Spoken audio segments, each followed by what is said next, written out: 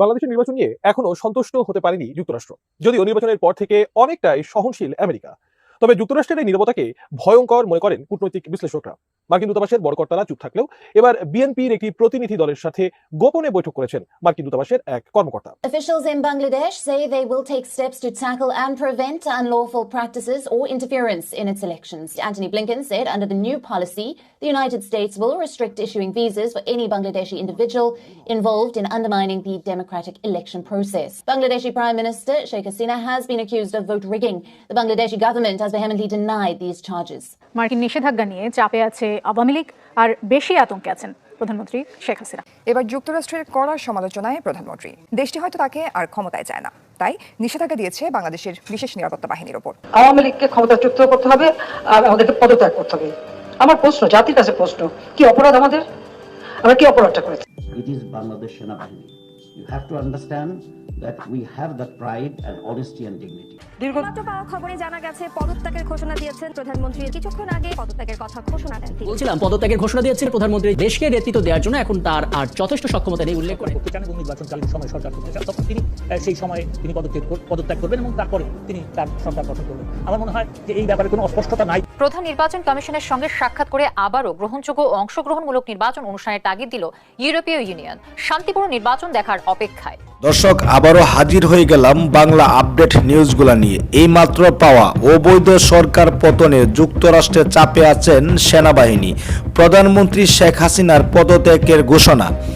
এই সিএসিকে কঠিন করা বার্তা দিলেন সেনাবাহিনী। 3 মাসের মধ্যেই তত্ত্বাবধায়ক সরকার অধীনে আবারও নতুন নির্বাচন দিতে হবে, যা বললেন যুক্তরাষ্ট্রের মুখপাত্র ম্যাথু মিলার। দর্শক, অত্যন্ত গুরুত্বপূর্ণ ভিডিওটি না টেনে দেখুন। কে কোন জায়গা থেকে আমাদের এই ভিডিওটি দেখছেন অবশ্যই কমেন্টস করে জানিয়ে দিন। দয়া করে ভিডিওটি শেয়ার করে দিন। আপনি যদি আমাদের এই চ্যানেলে নতুন ভিউয়ার্স হয়ে থাকেন, প্রতিদিন সবার আগে আপডেট নিউজগুলো সবার আগে পেতে আমাদের এই চ্যানেলটি সাবস্ক্রাইব করে রাখুন ও ভিডিওটি একটু শেয়ার করে দিন। একটি লাইক দিয়ে দেখতে থাকুন সম্পূর্ণ ভিডিওটি। বাংলাদেশের নির্বাচন নিয়ে এখনো সন্তুষ্ট হতে পারেনি যুক্তরাষ্ট্র। যদিও নির্বাচনের পর থেকে অনেকটাই সহনশীল আমেরিকা, তবে যুক্তরাষ্ট্রের এই নীরবতাকে ভয়ঙ্কর মনে করেন কূটনৈতিক বিশ্লেষকরা। মার্কিন দূতাবাসের বড় কর্তারা চুপ থাকলেও এবার বিএনপির একটি প্রতিনিধি দলের সাথে গোপনে বৈঠক করেছেন মার্কিন দূতাবাসের এক কর্মকর্তা। Officials in Bangladesh say they will take steps to tackle and prevent unlawful practices or interference in its elections. Antony Blinken said under the new policy, the United States will restrict issuing visas for any Bangladeshi individual involved in undermining the democratic election process. Bangladeshi Prime Minister Sheikh Hasina has been accused of vote rigging. The Bangladeshi government has vehemently denied these charges. মার্কিন নিষেধাজ্ঞা নিয়ে চাপে আছে আওয়ামী লীগ, আর বেশি আতঙ্কে আছেন প্রধানমন্ত্রী শেখ হাসিনা। এবার যুক্তরাষ্ট্রের কড়া সমালোচনায় প্রধানমন্ত্রী। দেশটি হয়তো তাকে আর ক্ষমতায় চায় না, তাই নিষেধাজ্ঞা দিয়েছে বাংলাদেশের বিশেষ নিরাপত্তা বাহিনীর ওপর। আওয়ামী লীগকে ক্ষমতাচ্যুত করতে হবে আর আমাদেরকে পদত্যাগ করতে হবে। আমার প্রশ্ন, জাতির কাছে প্রশ্ন, কি অপরাধ আমাদের? আমরা কি অপরাধটা করেছি? It is Bangladesh সেনাবাহিনী. You have to understand that we have that pride and honesty and dignity. দীর্ঘদিন হয়ে গেছে, অবশ্যই আমি চাই নতুন নেতৃত্ব আসুক। নেতৃত্ব কাউন্সিলররা সাধারণত ঠিক করে, নির্বাচিত করে এবং কাউন্সিলরদের সিদ্ধান্তটাই চরম সিদ্ধান্ত। রাজধানীর একটি হোটেলে বিএনপি নেতারা বৈঠক করেছেন, এমন খবর মিডিয়া পাড়ায়। তবে এই বৈঠক অত্যন্ত গোপনীয়তার সাথে করা হয়েছে। বিএনপি নেতাদের সঙ্গে এই বৈঠক করেছেন ঢাকাস্থ মার্কিন দূতাবাসের এক কর্মকর্তা। আনুষ্ঠানিকভাবে বৈঠকের খবর বিএনপি কিংবা মার্কিন দপ্তর থেকে জানানো হয়নি।